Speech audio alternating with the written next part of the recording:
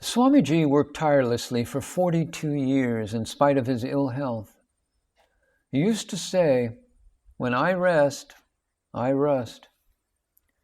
His joyous presence brought inspiration and strength. He was ever punctual, never complaining, full of enthusiasm, ready to help and guide, never missed an appointment, even when sick. He taught the importance of spiritual knowledge in everyday life. His style of presentation was novel and fresh, shockingly irresistible. He explained the philosophy of ancient scriptures with the logic of science and with the dynamism and humor that resonated with the modern youth. His charming smile cheered hearts, and the magnet of his clear, strong voice soon started drawing earnest seekers after truth in the thousands. Once a child asked, "Swamiji, where do you live?"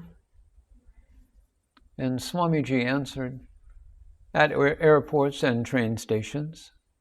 And it was true. This great saint did not have a home of his own. As a matter of fact, he owned nothing. Up to the end of his life, he never stayed in one place for more than a week.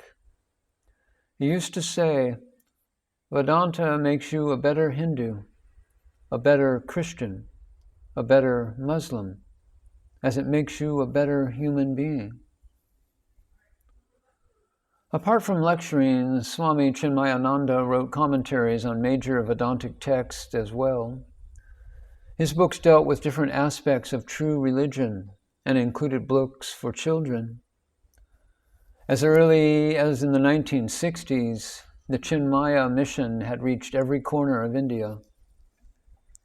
Then Swamiji took the principles of Vedanta to the world. He started lecturing abroad year after year. The mission centers grew in numbers across the globe. The Chinmaya mission motto was simple yet profound. Give maximum happiness to the maximum of people for the maximum of time.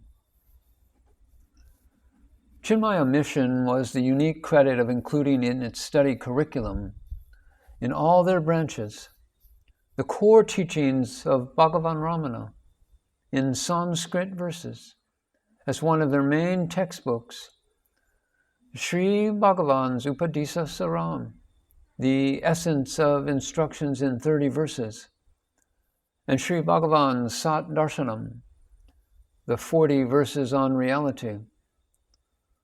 Swamiji has truly thus honored the greatest Advaitin ever born on earth, as he used to proudly adore Bhagavan Ramana. Swamiji gave special attention and affection to children, for he saw them as the builders of the future. For them, he organized the Bala Vihar and the Yuva Kandra. These were classes that helped the youngsters to unfold their hidden potential in the light of dynamic spirituality. To see them prosper, Swamiji used to remark, was the best Guru Dakshina he ever received. Chinmaya Mission sponsors 62 schools in India, where apart from the normal school curriculum, children learn the Vedic heritage. There are also nursing and management schools to provide higher education. Swamiji also started ashrams in India and America, where new teachers, brahmacharis and swamis of the mission, were trained according to the ancient Gurukul tradition. The main ashrams in India are in Bombay and in the Himalayas at Siddhabari. In American ashrams are in Piercy, San Jose, Washington, Chicago, Flint, Michigan, New York State, and Florida. In his great compassion, Swamiji also set up free clinics, hospitals, vocational schools, orphanages, and a home for senior citizens.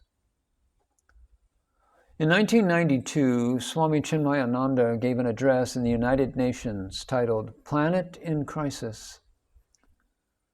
Just before his Mahasamadhi, Swamiji was recognized as a world-renowned teacher of Vedanta and a Hindu religious leader.